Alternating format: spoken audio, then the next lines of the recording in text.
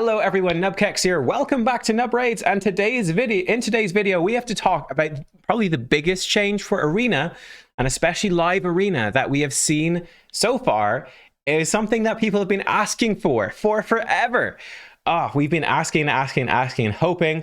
One of people's most hated aspects of the game, Polymorph. The Polymorph blessing, and it is going to be nerfed. We're going to talk about the nerf in today's video and how this is going to change the champions that you should build and how you build them, because this will have a huge impact. If you're someone that has been looking into, even your 1-star blessings for Arena, and you're trying to do better in Arena, be that tag, live Arena, whatever, this will affect you. And some of the champions you're building right now might need to be built totally differently. They might be much weaker. And some champions that you might be neglecting right now and not using are going to become much stronger. So let's dive in. Let's talk about it. By the way, other news, next CVC tournament will have no personal rewards, sort of as predicted. And this also means it's very likely that the CVC during the Great Hoofloriaka fusion, near the end of it, is going to be personal rewards. So prepare for that. That's almost definite at this point. Again, I explained why I was sort of predicting that and why I think they're doing that and the way it syncs up with fusions now. I explained that in the preparation video that you can go watch yesterday. I'm trying to encourage people to watch it because not many people are going for the fusion, so that video was actually pretty unpopular. So I'm like, go watch it. There's a reason to watch it. Yeah, nice. But yeah, let's talk about this. So what's happening with Polymorph, and then how is it going to change stuff? Also worth mentioning, guys, the initial reaction to this, from what I've seen, has been overwhelmingly negative. And we'll talk about that. I think it's a bit exaggerated. Whenever there is a change or a nerf, pretty much the initial reaction is always overwhelmingly negative. So let's try push past that a little bit. Let's try get into the mindset of being like a week or 2 weeks into this, when you're kind of used to the idea, and seeing, okay, is this actually good or is it actually bad?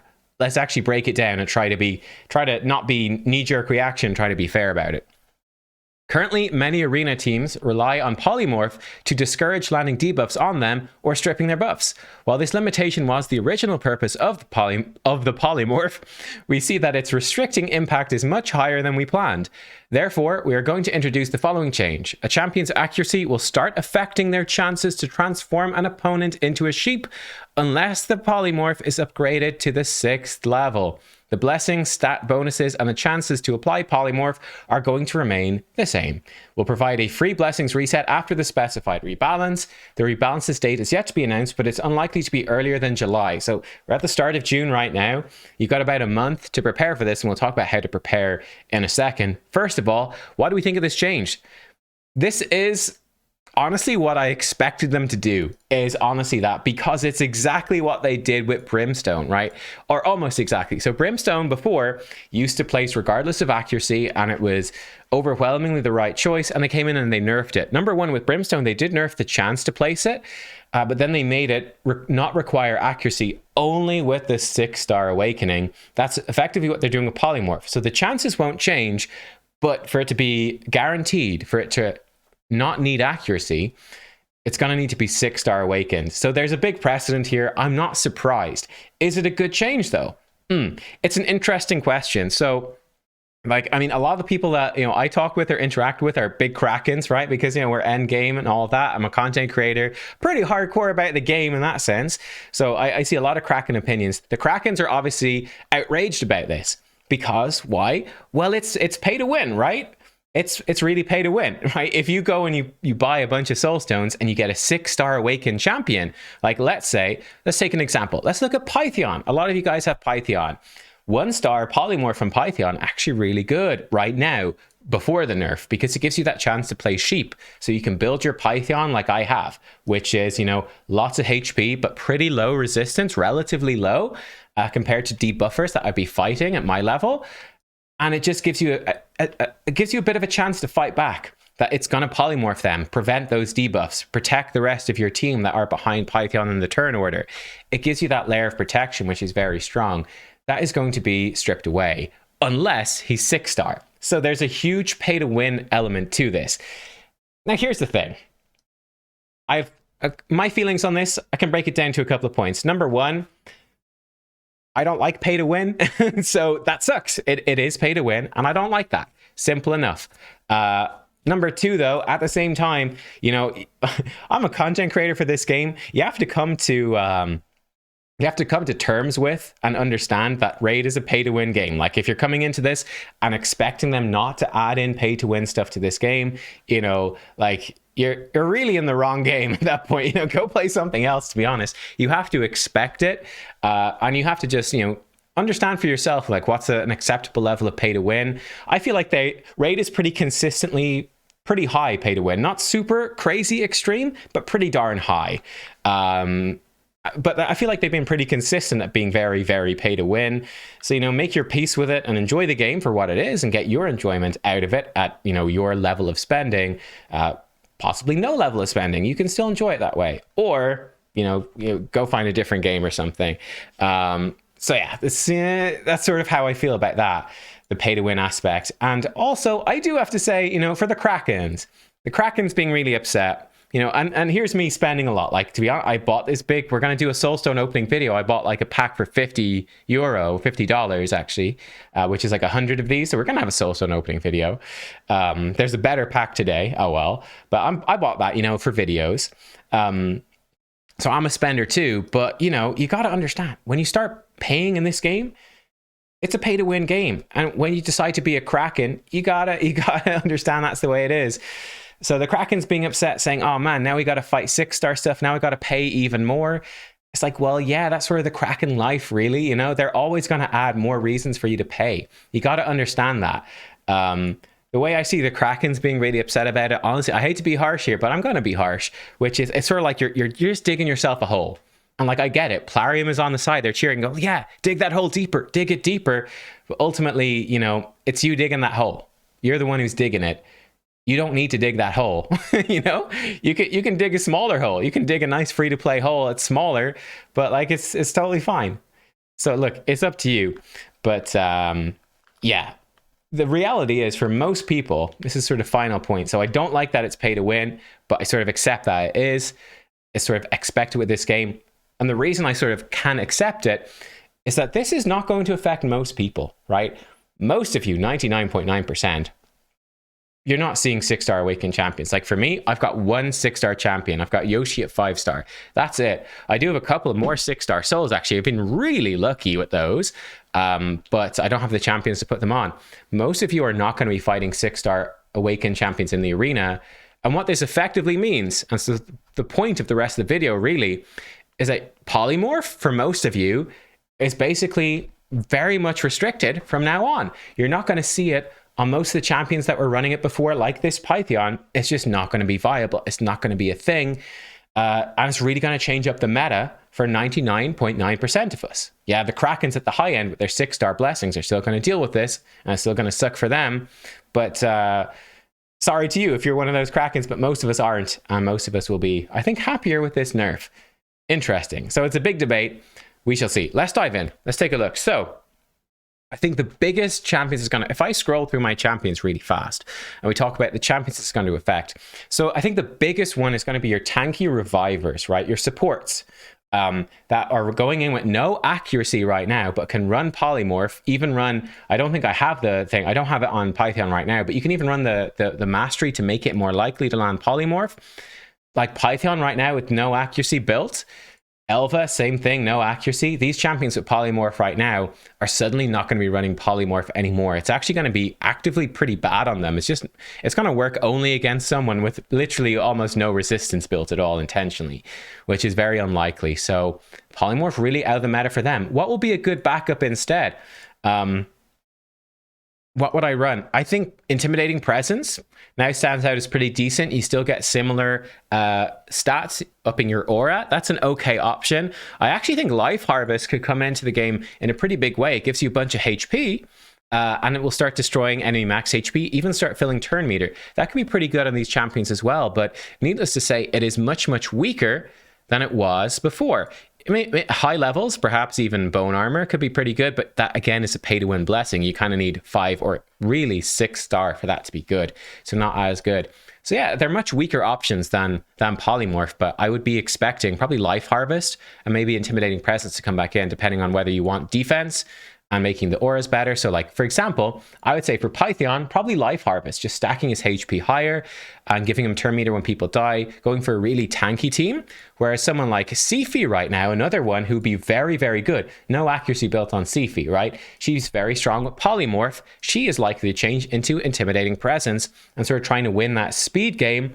The defense on her is really good with her increased defense buff, and that's probably the way that she is going to go until, you know, you get to 6-star Awakened, and that's when maybe Polymorph comes back in. So that's one big change. The tanky revivers are going to be much, much worse. One champion that's actually going to survive this and maybe come out stronger in a weird way is Mighty Uko. Still going to be really good with Polymorph. Why? Well, because Mighty Uko is still going to be built with pretty good accuracy. Now, the thing is, this does make other buff strippers stronger. So this is where things might change. You might actually start seeing resistance builds become more powerful because buff strippers and debuffers are going to become much more powerful. So the biggest winners for this, Ramantu, massive winner, right? He comes in, he has the buff strip and the debuffs here. He places a metric ton of debuffs on his A2. This basically always polymorphs him every single time, even against a 1-star polymorph. That's not going to be really a problem right now. Like, you're not building up much resistance, true, but you might actually need to start throwing some resistance on. But yeah, just building a champion like this with high accuracy to strip off buffs is going to become way, way more powerful. So buff strippers are a big winner. I say your fairly budget option. Oh, she's in the vault, but Madame Ceres is another really big winner out of this. So expect that. I think the losers are definitely going to be these tanky revivers, these tanky stall teams. You put on a bunch of buffs, and because you got Polymorph, you couldn't strip their buffs anymore. So that's going to be a really big switch in the meta. Number 2 big winner, by the way, is going to be bomb champions, right? Putting out bombs. This currently barely works, right? Because, you know, you get polymorphed. Oh, you can't come in with Nishak and do a second turn, decrease the bomb cooldown. Or you don't bomb their whole team and then they start murdering your team because, well, your damage dealer has got polymorphed and they're out of the fight for ages. So that's going to be a really, really big win for bomb champions. Bombs are going to shoot up in value. Lady Kimmy going to shoot up in value, increase accuracy champions. And yeah, look, any champions with debuffs are going to just become way stronger, simple as. So I expect to see a lot more of them, 100%. Ultimate Death Knight, this is a big one that a lot of you have. So right now he's very strong with Polymorph, right? Because you run him slow and Stone Skin, and then even when you start debuffing him or strip his buffs, he can polymorph you. Very frustrating. He's going to become less powerful and less frustrating because he's not going to run Polymorph anymore. He's not going to really have enough accuracy for it. So, and again, are you going to run Death Knight with accuracy? Probably not. So yeah, he's going to become much weaker with Polymorph. You might do a hybrid build if you use him for Hydra and dungeons and stuff where you do have accuracy, and then he would still be good with Polymorph. But likely, no, you're likely, I don't know. Maybe you will see some accuracy Ultimate Death Knights, but probably you're going to ditch Polymorph on him, and that's going to nerf his impact. You can now debuff him, debuff his team, and actually take him down much quicker. I think that's a positive thing for the game, honestly, because Death Knight is very annoying. Interesting one here is some of these damage dealers. Defensive damage dealers, I think, are actually impacted pretty negatively. So right now, Polymorph is great on them because as a defensive damage dealer, this gives you defense. It helps you hit harder. Cool, great, 2-star for defense damage dealers. This is really, really good. And you get the benefit of Polymorph as well. Now you need accuracy. So interestingly enough, like Staltus, you can run accuracy. He's got good effects like stun, which is actually now going to be much better. Ragash has decreased defense. It's going to be much better. So these are champions that actually might still run Polymorph. So yeah, you might actually run these champions now with some decent accuracy and try to actually land those debuffs and still have the benefit of Polymorph. It could be an interesting delineation for these defense damage dealers. That being said, if you're not running if you're not running any accuracy on them, obviously this won't work. And what would you run instead? There's actually kind of a lack of good defensive options, right? Temporal Chains, it's kind of okay, but I don't know, like they're kind of weak. There's nothing on the level of like Soul Reap where it's like attack, crit damage, and execute. There's nothing on that level for defensive damage dealers. So it's something that's definitely going to affect things. I would say Ragash that you're going to run some accuracy on is still going to be strong. I think that Torment, for example, again, going to be strong. You run decent amount of accuracy on him. So that's the sort of stuff where the defensive damage dealers, I think, are actually in an okay spot with this. it's mostly the tankier revivers that are going to be affected. So yeah, looking through my champions, Yoshi, interesting one. He gives himself increased accuracy. He could still work with Polymorph, interesting option. Python, definitely going to be changing to Life Harvest. Elva, probably going to be changing to the Intimidating Presence, right? Doing the aura better. I think that's going to be good for her, especially because I use her for PvE content. Arbiter, probably going to that. Actually, Arbiter I do have built with some accuracy, so maybe I'll leave her with Polymorph, and that could be okay. Could also put her with the aura one, which could, again, be more meta. Ultimate Death Knight, difficult. Probably going to be running in with Life Harvest on him, but I'm actually not sure. I'll have to think about that one. Arex, unfortunately, Arex, she's got a bit of accuracy, but I don't know. This one might change, and then I'll probably be keeping Steltis and Ragash here, and maybe even building with accuracy now. Mortu, by the way, another one that's going to be really harshly affected. He doesn't have much accuracy in typical builds. He's just super tanky with lots of damage, right? And Stone Skin and Polymorph to protect. That's going to become much weaker. He's going to be able to be bombed and stripped and stuff much more easily. So Mortu's just straight up getting a pretty big nerf. Which I think is good as well, because honestly, look, Mortu, Ultimate Death Knight, just Polymorph in general. Honestly, I'll be real with you. I kind of hate it. It sucks in Arena. So for me, yeah, honestly, for me, this is a pretty positive change. Bomb champions, speed meta, this buff stripping, this stuff is going to become way more powerful for most of us. So that's the stuff to start looking into. So yeah, I can seriously, they're kind of like, ooh, let's sell more Righteous gear sets, right? Righteous becomes now totally busted. Speed and resistance now becomes really, really, really good, either for building speed champions or good resistance champions. Now that buff strippers are going to be back. So we'll see. A lot more gambles with Stone Skin. But yeah, that's basically what I feel. Bomb champions became much stronger. And yeah, champs like Lady Kimmy and stuff became stronger. Your tanky reviver's a bit weaker. Uko's still good. There you go. Let me know what you think of this change. Let me know if you saw anything about this or you got any ideas for the meta that I missed. But yeah, it's a spicy one for sure.